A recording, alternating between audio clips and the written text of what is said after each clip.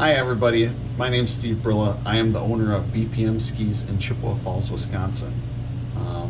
I've been wanting to do this for a while, and I've been trying to help so many people out online lately about the random ski tuning questions that I've seen on all kinds of different groups, and I decided, you know what, it might be easier for me to just actually make a video on how to properly tune your stuff. And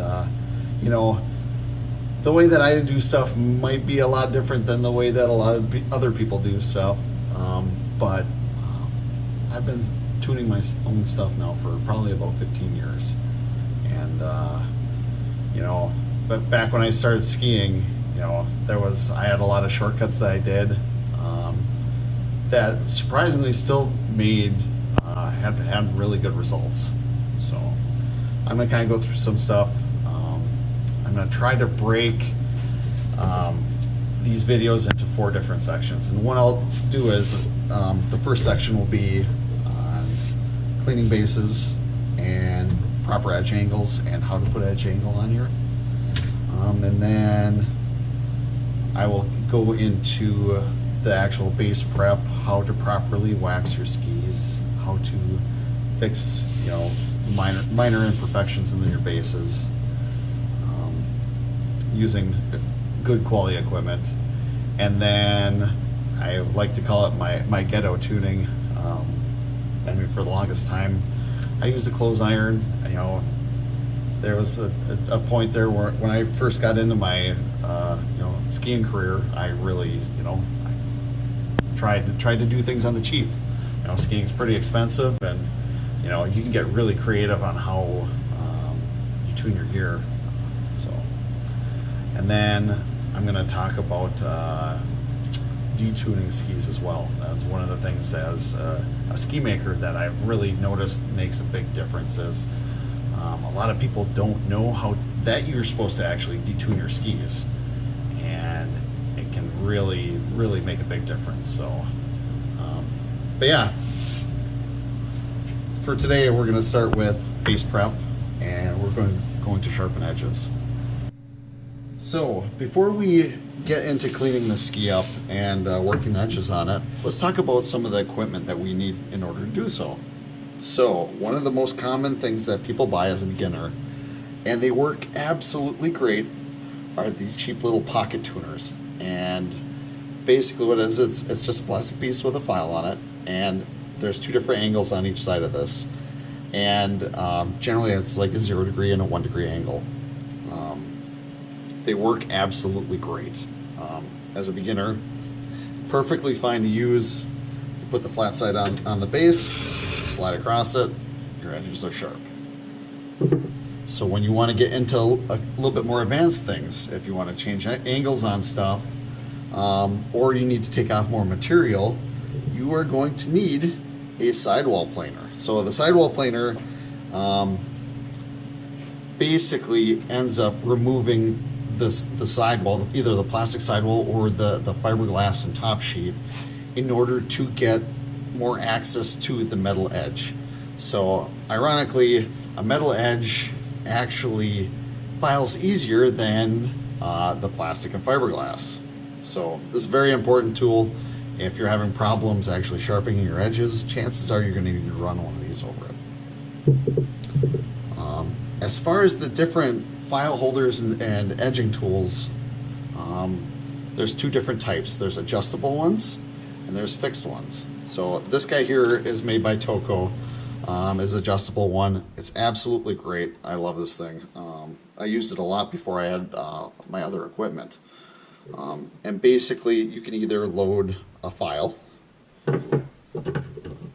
or a diamond stone into the side of it,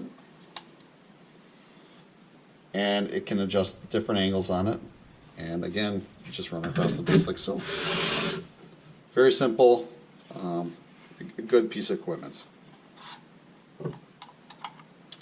As far as fixed units go, this would be a common fixed unit right here. This is more of a professional level type holder, and basically what it is you put it on the base like so, and you hold it in place either with clips or by hand and slide across it. The big thing with this is, you know, it's very solid, very rigid. It's not plastic like this. It's going to be a lot more accurate, and that's why the professionals choose to use this.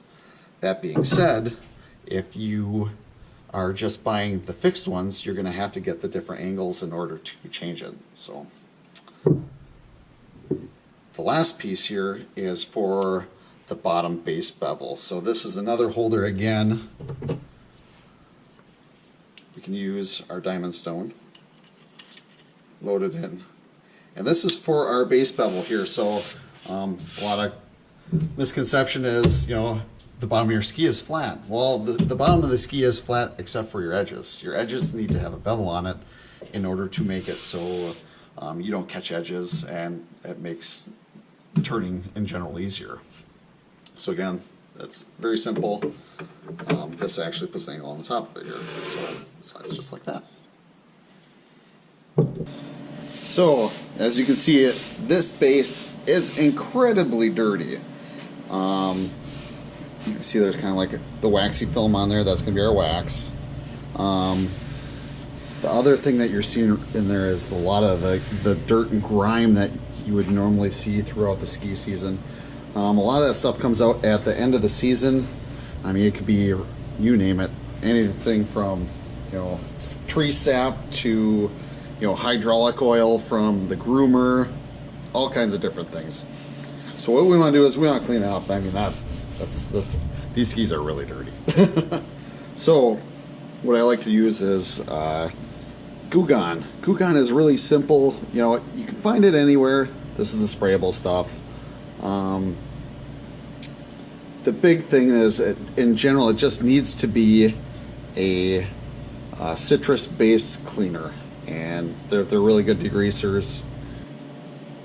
So what we're going to do is we're going to lightly spray it on, and I have a Scotch-Brite pad here. This is super heavy. You know, if it was any lighter, we would just be able to use a paper toweling to clean it off. But because this is so heavy, we're going to start with the Scotch-Brite pad. So we're going to spray it down. And lightly scrape on it. You can see that's cleaning it up real good. All that extra gunk, we got to get that off there.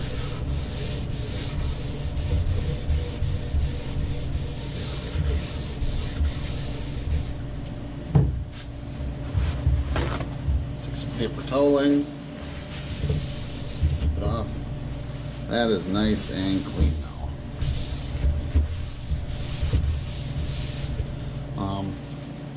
Generally, because this is a cleaner as well, I would take water and wipe it down, just with a washcloth.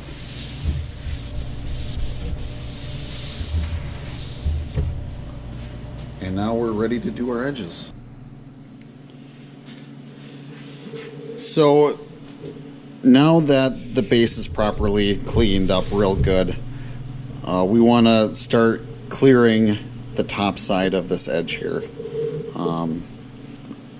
Many skis you don't necessarily have to do this, but if you're finding that your files are not cutting properly, you're going to have to use the Sidewall Planer. So again, this is a Sidewall Planer, and basically it just runs on the edge of your ski like this, and it planes the sidewall material off on the fiberglass. So these ones are actually grooved pretty deep already, so we don't have to do it. Even if I actually scraped at it, it wouldn't really remove any material, but it's just a good reference. If you are having problems sharpening your edges, this is exactly what you need. So yeah, it slides on just like that. So now that I have the base good and clean, we're going to start actually sharpening our edges. So right now I have my side edger here. I installed an actual file into it, and you'll see there's a direction of cut marked on the file. You need to make sure that is pointing in the correct direction. Otherwise you'll feel that it's not actually cutting, and it kind of makes like a zinging noise. So always make sure that's in the right direction. If it's not, it doesn't really hurt anything. It just doesn't work. But what we want to do first is, if we have a ski that we've never worked on before, we want to always grab a Sharpie and color in the edge full distance here, like so, so you can really see what's going on with it. You don't know where the manufacturer actually put the edge, you know, even if it was correct. It could be wore, it's tough saying, but in general, most manufacturers shoot for a 1 degree side and a 1 degree bevel. So that's where we're going to start out with on this. Ultimately, I made the ski, so I know there's a 1 degree on it.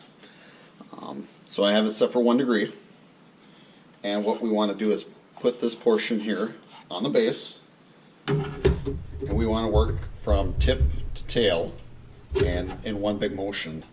You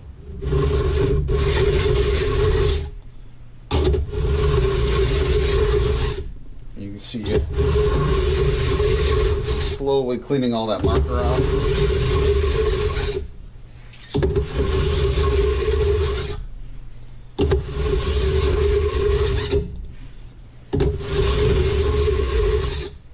So most of the marker now is cleaned up off of here. What we want to do is now switch from the file to the diamond stone.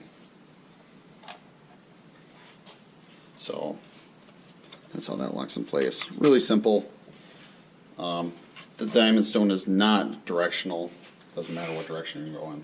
But again, we're going to be working from tip to tail.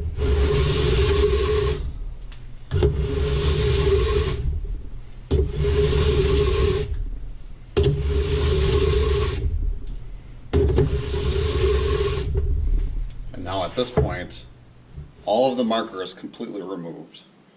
If you touch the edge is sharp. And that is exactly what we're looking for.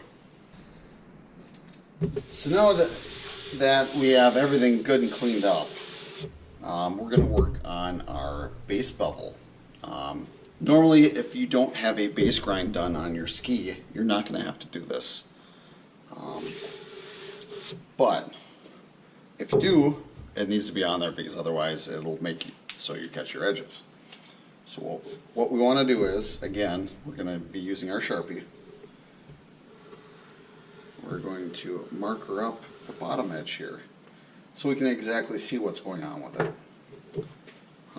It doesn't take much. Really what we're trying to do is we're trying to break that edge there. A lot of times you'll see people, different, let's say department stores, if they put a base bevel on there, they will put the base bevel going way out in your ski. And it's not necessarily a good thing that they do that. Realistically, you're only looking to break the edge, you know, not try to make it into the plastic. So I installed my diamond file or diamond stone. We're just gonna work same tip to tail, like the ski. You can see I took all of that marker off in 3 swipes, so I mean it's a relatively really flat angle. It doesn't take much to do it. Makes a big difference though. So another common problem that people have with their skis is that their edges will start rusting on them. So that's very common. I mean, ultimately you have a bare piece of steel, it's being exposed to the elements. Eventually it's going to rust, and especially when people actually keep their skis, they're transporting them on top of their vehicles. That will wreak havoc with them. But we can basically break it down into 2 different kinds of rust. I mean, if you have generic surface rust, a lot of times just by skiing on it, the snow is abrasive enough that it might actually remove the rust off of your skis. If it does not, we can always go back and use our Scotch-Brite. Very simple, just it should clean up relatively easy. Another nifty tool that we can use is a gummy stone. So yeah, they call it a gummy stone because it's squishy, kind of like a gummy bear. It's still abrasive though, so yeah, we can use that to actually clean up our edges as well. This is also a useful tool for detuning, and we'll kind of talk about that in later videos. But if we have surface rust that is heavy pitting, getting deep down into the actual structure of the edge, you're probably going to have to end up getting your hand file out and switching between that and your diamond stone. So now that your base is properly cleaned up, we got our edges sharp, we are now ready for the next stages here, which is the actual base prep, the waxing, all that good stuff. We'll be covering that in part 2. Otherwise, my name's Steve Brillo with BPM Skis. I'll see you all in the snow.